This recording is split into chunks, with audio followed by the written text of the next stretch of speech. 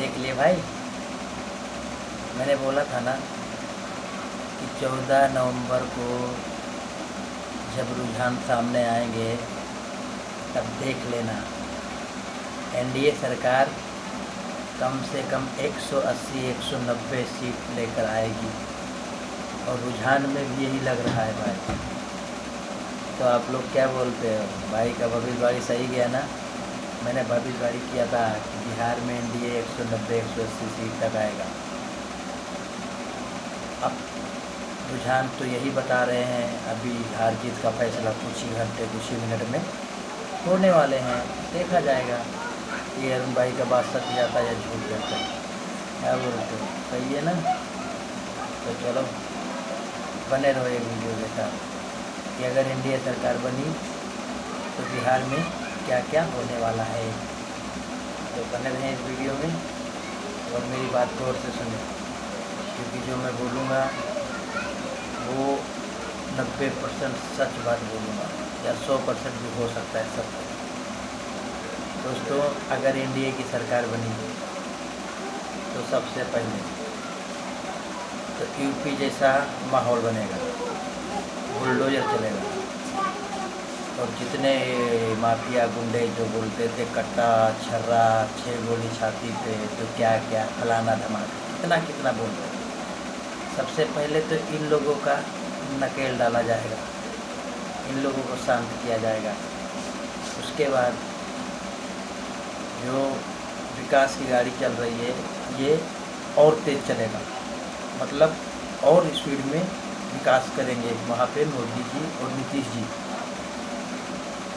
और हर गरीब को बिजली राशन हर एक चीज़ फ्री मिल रहा है, अभी बहुत कुछ मिलने वाला है, आगे तक देखते जाओ। क्योंकि दोस्तों मोदी जी का सोच है कि अगर देश कमा रहा है तो हमारे जनता को फ़ायदा होना चाहिए, हमारे पब्लिक को फ़ायदा होना चाहिए, हमारे गरीब भाई का पेट भरना चाहिए। मोदी अपने लिए कुछ नहीं कर रहा है और इसीलिए सब मोदी की बात पे एनडीए सरकार इतना दमदार सीट से जिता रहे हैं।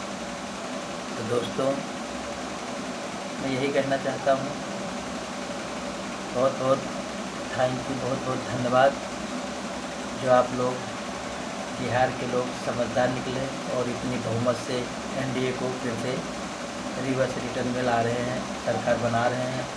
इसके लिए बहुत बहुत आभारी हूँ।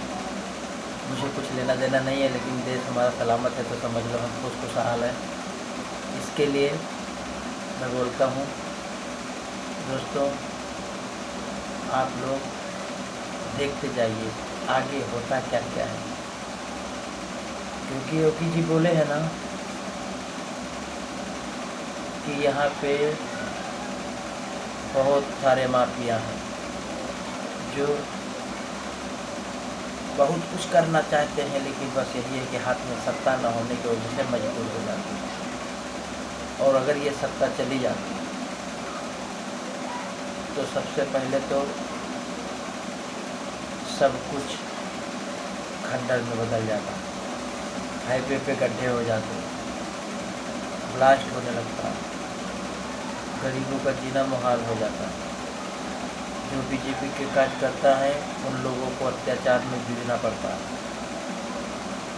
और फिर ये जो टुनटुन यादव हो गए, खेसारी लाल हो गए, या जितने भी हैं जो अपने जातिवाद पे ज़्यादा गाना गाते हैं, तो ये लोग जातिवाद पे गाना नहीं गाते हैं, ये लोग अपनी सच्चाई गाने के ज़रिए पब्लिक में बताते हैं। ये मेरा अनुभव बोल रहा है। बाकी मैं किसी से कुछ लेना नहीं, ज़माना है लोकतंत्र है, कोई कुछ भी करेगा, हमसे क्या लेना देना।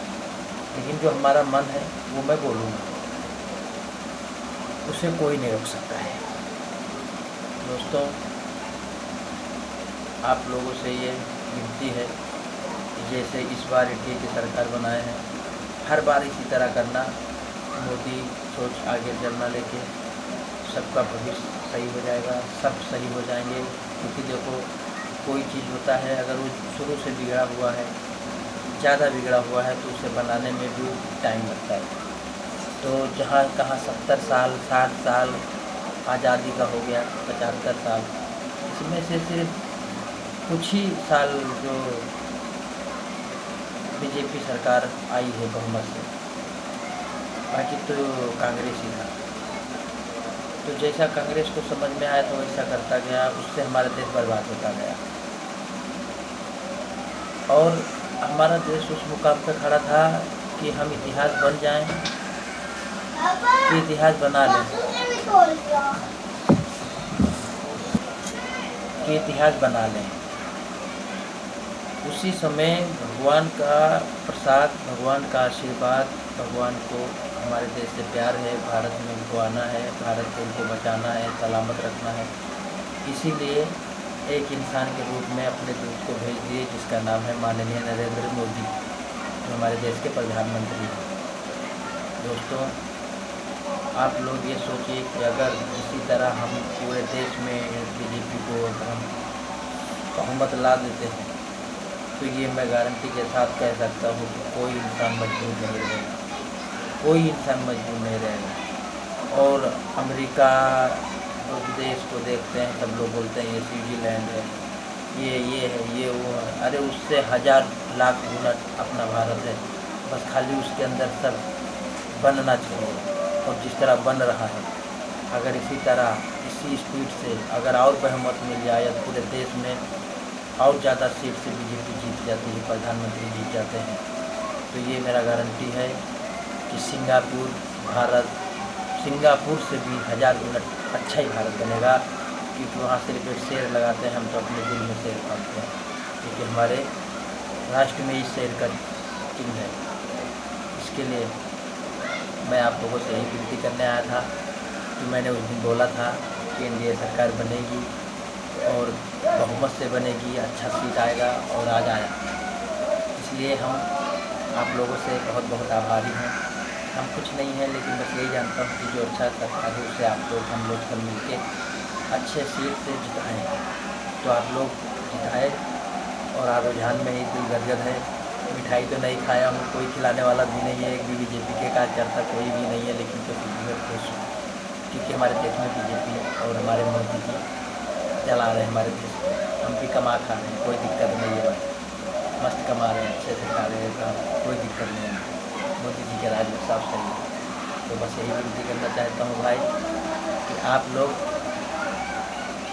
अब आज से ये सोच लेना कि हम अपने बच्चों को पढ़ाना है, शिक्षा देना है, अच्छा संस्कार देना है, उन्हें गलत रास्ते पे जाने से रोकना है।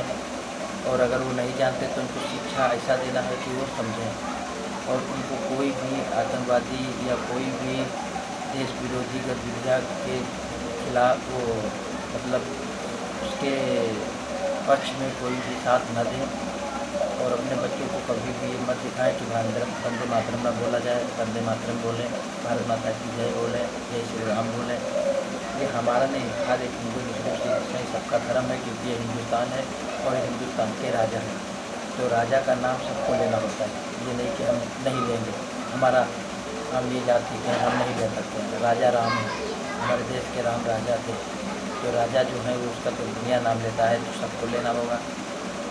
ये मेरा अनुभव बोलता है कि सब लेंगे, आज नहीं, क्योंकि जब सब बिगड़ा हुआ था तो कितना जल्दी मोदी बना लेंगे। सोचो कितना बम ब्लास्ट, कितना क्या क्या होता था, कितना सेना के ऊपर अत्याचार हो जाता था, सब कितना होता था। आप लोगों को तो बुजुर्ग लोग तो जानते हैं, हम तो नौजवान हैं, हम तो सिर्फ पढ़ के मोबाइल में देख के और बहुत कुछ दिमाग से सोच के सच्चा क्या है गलत क्या है वो सब, उसके बावजूद भी हम लोग भटक जाते हैं। फिर भी जो समझदार हैं वो नहीं भटकेंगे, मैं नहीं भटकूँगा, क्योंकि मैं अपने देश के पक्ष में हूँ। जो हमारे देश के लिए अच्छा होगा हम उसी के साथ रहेंगे। तो मोदी जी हो वो कोई भी, जो मोदी की सोच रहेगा वो कोई भी इंसान हो सकता है। ये नहीं कि मोदी जी ज़िंदगी भर नहीं चला सकते हैं, या मोदी जी का भारत तक नहीं रहेगा। भारत के मोदी जी के बाद भी प्रधानमंत्री आना है, लेकिन सोच मोदी की होनी चाहिए, सबका साथ, सबका विकास, सबका प्रयास, सब कमाओ सब खाओ, सब एक दूसरे का मदद करो, सब खुश रहो। मोदी जी की सोच है, एक दूसरे का सहारा बनोगे, देश इकोनॉमिक आगे बढ़ेगा।